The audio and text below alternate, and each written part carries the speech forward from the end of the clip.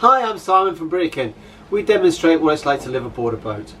I'm sorry I look like this, but there is no wind. It is hot as hot can be, and I've just helped a boat come in, so I'm a bit sticky and a bit sweaty, sorry.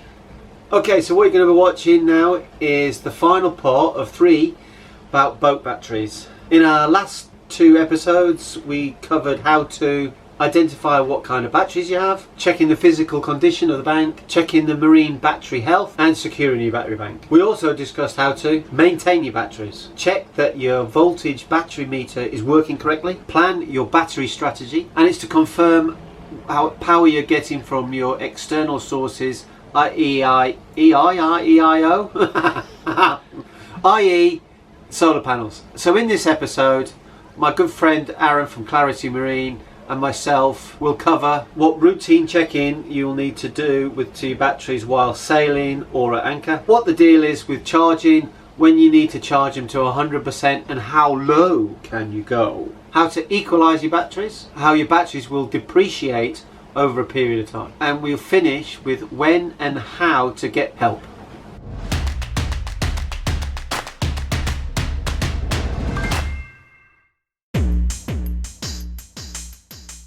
If you're sailing frequently, or if you're out in heavy seas frequently, or you were out on a particular passage and it was nasty, it was really beating around, it's always a good idea to come down here and check them somewhat regularly.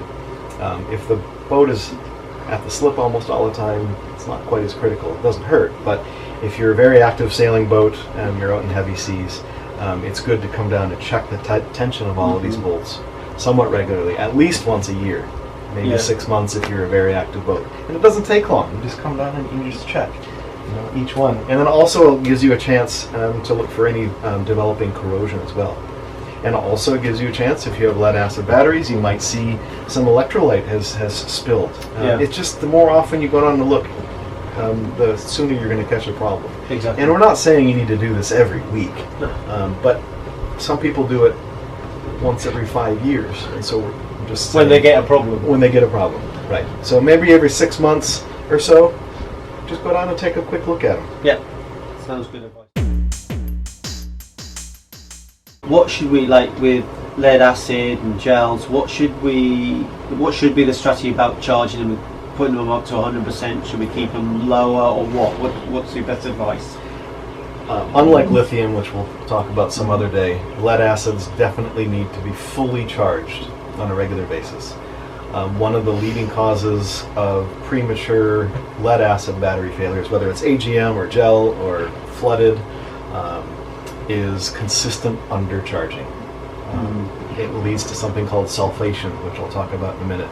But on a regular basis, meaning at least weekly, if not more often, bring them to 100% state of charge. So if you have a shore charger or a charger that's powered by a generator or a big solar controller like this, it needs to get into float. You need to see your amp hour counter on your battery monitor get to 0 and you get into the positive territory. That means they're getting fully charged. Lots of cruising boats, they don't have enough solar, they don't go to a dock frequently, and so they're regularly charged to maybe 60-70%. And they're brought down to 50% and then up to 70%, and they just live in that for years at a time, and that will significantly reduce the lifespan of those lead acid batteries. If the batteries are under load, you might ask yourself, well, how do I know? We talked earlier about the voltages that you would see to indicate 100% charged. We talked about that when they were all disconnected, when we were checking them. Once they all get connected and your fridge is on and the lights are on and the stereo's on, there's a load on the batteries. When there's a load on the batteries, the voltage that you see is going to be lower. Right? It's not a resting voltage, it's under load. And so when it's under load, maybe your fridge or your freezer is running a few lights, just typical use in a given evening. If you're seeing... So this depends a little bit, but just as a kind of a rule of thumb, if you're seeing down towards 12.2 volts, you're getting at the bottom of how far you want to discharge that bank. I wouldn't be surprised if you saw 12.2, if you went to your panel and turned off your fridge, turned off your freezer, turned off any other major loads, you're going to see it come back up to 12.4. And if you recall, that's about 75% state of charge. Even if you're down to 12.35, you're still, it's not great, but that's kind of where you want to stop discharging at. Yes. To maximize the lifespan of the batteries. Yeah, I used to go to, because we're 24 volt, I was coming down to like 25, and then I'd be thinking, right, I need to start charging my batteries. Yeah. Luckily, after messing about in the first year, I babied them, and they did last so much longer. Even the really weak batteries, the battery bank that we had, even after we took them out after 2 years of having them, they were still in really, really good condition. Yeah. Then the two things will do that, and you just spoke to them. One is regularly fully charge them, and minimize how deep you discharge them. Those two things will maximize lead acid battery. Yep. Lithium, it's a different game. Yeah. A better game. Yes. And regarding sulfation, sulfation is when some material starts developing on the plates. Normally when the battery is charged, that material goes back into solution, and then when it's discharged, it comes back, and it goes back and forth. That's part of the natural operation of the internals of the battery. What can happen if you're not fully charging them, or they're discharged too much, or they just haven't been taken care of, is that material can start depositing on the plate and get hard, so that when you charge them, it can't go back into solution, and so you start losing capacity. Yeah. If you have a lead acid battery that's wet, it's a wet cell that you can top up with electrolytes. You can do something called equalization, and what that does is the charger brings the voltage really high while keeping the amps really low. So it doesn't kill the battery; it keeps the amps low, brings the voltage really high, and it helps dissolve that material back into the solution.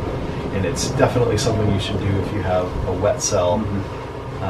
Not maintenance free. You don't want to do it with a maintenance free one because you can't top up the water level. But if you can top up the water level, definitely once a year at least, if not more often, maybe every 3-4 months, you should equalize them. And then when you're done, top up your water levels because they will off gas. Yeah. Make sure there's plenty of ventilation when you do it. Equalize them and then top up the water when you're done, and you'll significantly increase the lifespan of your wet batteries, whether they're People new to this, how would you equalize those batteries? Yeah, you can only do it if you have a charger that's capable of it. So a Shore charger, you'll usually have a control panel for that, and if you read the manual, there's usually a combination of buttons so you don't accidentally do it. Yeah. Combination of buttons to get it into equalize mode, and it will ask you how long you want to do it. And then you can hit go and it will start. You should prepare beforehand, open up your batteries so they can ventilate well. Yeah. Some higher end solar chargers also will have an equalize mode. I haven't seen it on wind generators. They just don't generate enough. No. But it's usually between a large solar controller or a shore power type charger will have equalize functions. Yep. Okay, so we figured out our strategy for charging, what we're looking for on the batteries, a little bit of maintenance. Is there anything else we should be thinking about? Yeah, over time, just know that the normal use of a battery bank and its normal kind of decline in its capacity, it doesn't happen suddenly. It's going to go down slowly over time, and how slowly is dependent on how well you take care of them. But you're not going to see, with a lead acid battery, let's say an AGM bank, right? You're not going to all of a sudden see at year 4 that they're going to go off the cliff. It's pretty gradual as long as you're taking good care of them. If you see a dramatic change, something is wrong, and it's not just the normal deterioration of their lifespan. That's the word I was trying to think of. Okay. A couple things could happen. There's a lot of things could happen, but here's a couple common examples that I see either on our boat, Clarity, or on customers' boats. One thing that can happen is, let's say this is all an AGM bank, and they're a few years old, and you've called me out and said, geez, in the last 3 days, Yeah. our flashing warning lights are on, and our fridge is dying and whatnot. One of the first things I'll come and check is signs for any one of the batteries might have an issue. Yeah. I've seen it, geez, just in the last year, I've seen it on 6 different boats where one of the sets of batteries had failed. Right. And it was drawing down the rest of the bank because it was just consuming amps. And sometimes you can feel that by feeling them. If it's a 12-volt bank, one of them can be warm. If it's a 24-volt bank, it's usually a pair. Will be warmer. Sometimes they won't be, but if I disconnect them all, I'll measure, let's say, 12.5, 12.5, 12.5, 12.5, 12.1. That shouldn't be the case. No. 10 minutes after disconnecting them, a bad one will fall down very rapidly. That could be because the internals have corroded, or just something bad has gone wrong inside. And it can be as severe as something called thermal runaway. Whereas the internal components have degraded to a point for several different reasons can cause it, where it basically starts short-circuiting itself inside. And whatever storage it has left inside, whatever charge it has, it's just going to start rapidly discharging, creating a whole bunch of heat. It's happened to us, and it off-gases. It'll make your boat smell horrible. To a deadly level, actually. It can off-gas that much. I haven't seen one explode, but I've seen them severely distort, like you said you had one. And it's just a very bad thing. So that can be one cause, is one or a pair of batteries decides to fail.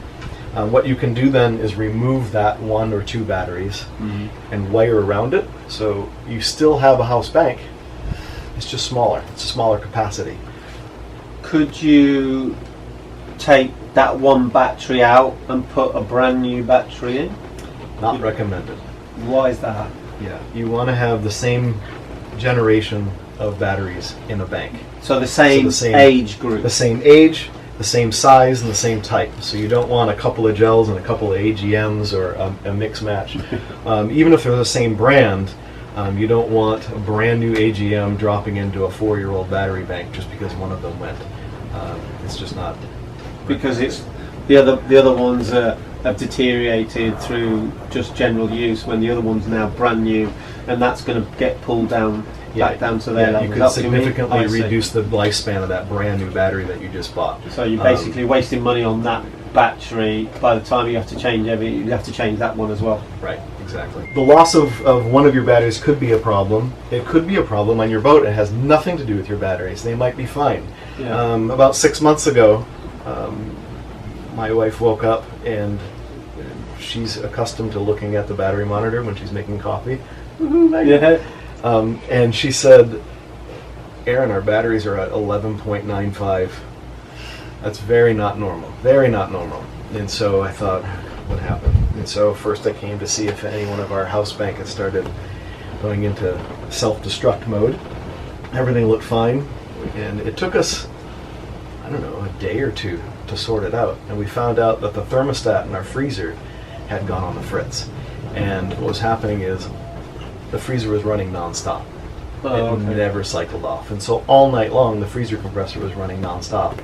And instead of waking up at maybe 90 amp hours consumed over the night, it was 140. Significantly more. I forget the exact numbers, but because we paid attention to our voltage levels and what they were supposed to be when we wake up and when we go to bed, it was probably in the first 24 hours that thermostat went crazy, that we caught it, and then the next day we realized it was the freezer, and we fixed it within 24, 36 hours of the problem arising. Because you knew what your voltage was supposed to be in the morning, that you knew there was an issue, and if you hadn't been checking that, you'd have just been carrying on going, and then it would have just killed the batteries, the whole battery bank. So not just replacing the thermostat on the freezer, you'd have had to replace the thermostat on the freezer and the battery bank. So that's a good tip. When I came onto Britican, I knew nothing. I knew I had a sailboat, and that was it. I didn't know about batteries. From the story I said earlier, that I didn't need to much about putting water in. So I found it a little bit of a dark art. If you notice you're not too sure about it, is get a marine electrician, and Aaron comes over and he can show you, he'll check all the batteries and he'll show you what to do. So maybe the next time you don't have to call in a marine electrician. So Aaron, do people call you up and ask you to do stuff like this? Yeah, frequently. It's one of my favorite parts about this work is working with the boat owners and helping them learn more about their systems. I don't like it when I'm called in on a boat and they just say, make it all work and call me when it's done and send me the bill. I mean, things go faster that way, but the boat owner isn't learning it, and when it happens the next time, they might be out in the middle of nowhere and I'm not gonna be around to call. And so I enjoy working with the boat owner, letting them get in there as much as they feel comfortable with, and teaching them how to use the tools, helping them not be afraid of some of this, and helping them learn how to do things safely. And in the end, we're able to check the system out, fix some problems along the way, and then when I leave, they know way more about their boat than when I arrived. Yeah, that's true. Yeah.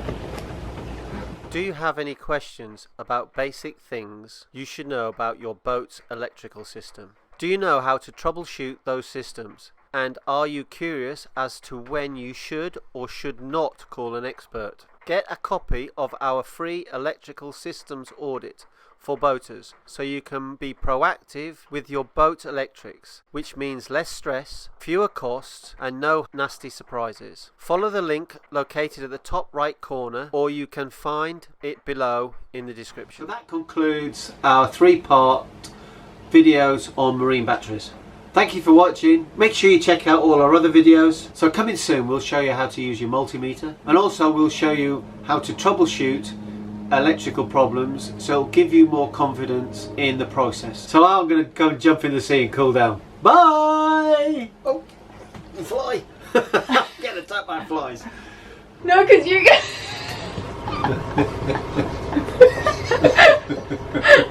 We're good. Wow, that is a deep bilge. Yeah, don't drop anything down there, you've had it. Good hiding spot when the kids play hide and seek. Okay. Anything else? Oh yeah. I ran out of something to say. No. So cut. Okay. Where's the clapper board around here? So Clarity Marine here at